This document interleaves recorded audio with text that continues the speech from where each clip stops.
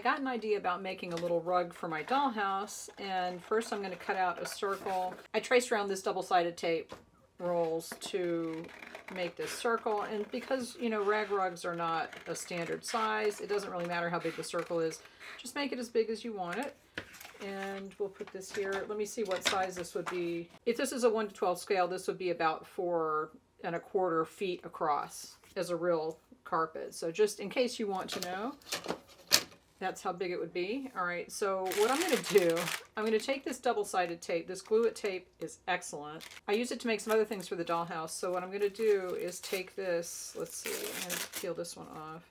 It is kind of sticky on the side, that's why that's there. But see, this is about, I would say this is about 1/8 of an inch thick, and it's got a protective tab on either side. So what I'm going to do is stick this onto the circle, cover the whole thing, and then peel the protective side off and just stick the twine to it that I'm going to use to make the carpet.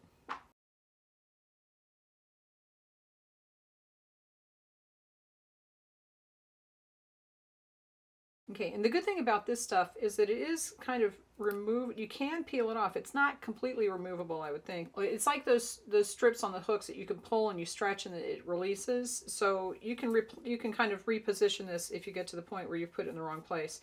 But you want to just basically cover up the whole thing. I am going to cover this little section here. I could just do a different strip. Look, see, you can peel this off.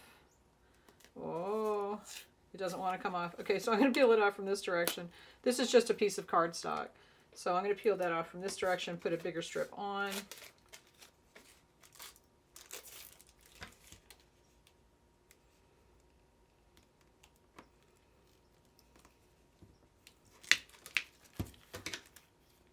Now the whole thing is covered pretty much. I see there's like a little gap here, so I could fix that, but I'm not going to worry about it.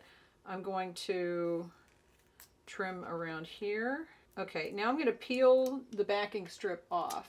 So these are the backing strips that cover the double-sided part of the double-sided tape.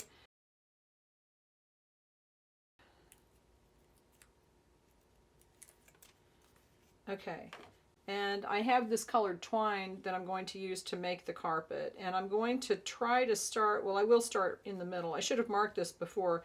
If you want to mark this before you start so that you know exactly where the center is, that's probably a good idea. I'll just do it here. It's about 4½. It's about right here.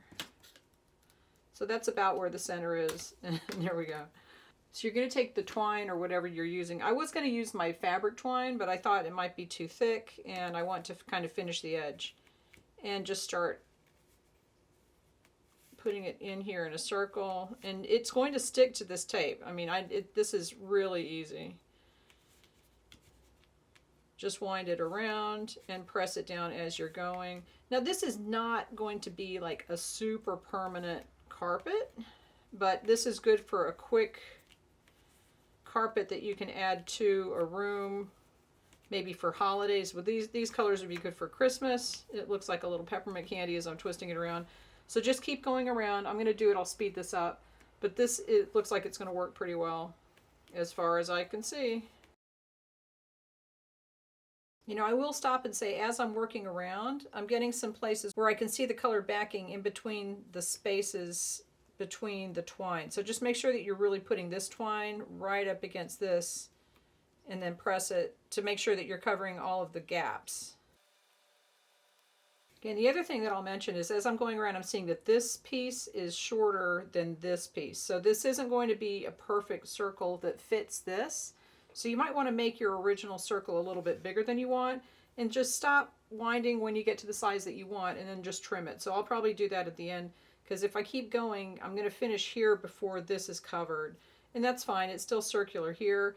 Also, if I wanted to do a different shape, I could just start long and do a rectangle or an oval. But this is this is going pretty fast. It's pretty easy. Okay, I'm getting right up to the edge here, so I'm going to go around a little more, and then I'm going to stop and just trim the extra. Now let me think about how to do this. I guess for this I would just cut this off.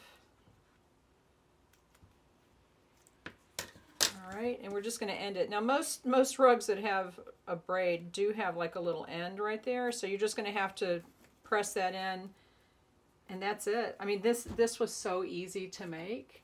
I'm going to go ahead and trim this off, and we'll see what it looks like in the dollhouse. Okay, that was the easiest dollhouse rug, unless you're just cutting a rectangle of something. This was super simple.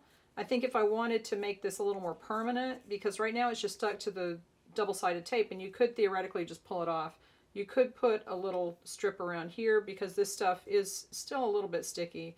I don't think you really need to do that because it's going to sit in the dollhouse like that. You could take Mod Podge and cover this to kind of solidify it together, but then you're going to lose the texture. So it's up to you. This is obviously not a super permanent rug, but if you're just going to decorate your little dollhouse for Christmas or something like that, you can 100% just do this, throw it in there. It's cute for the season, and then you can switch it out.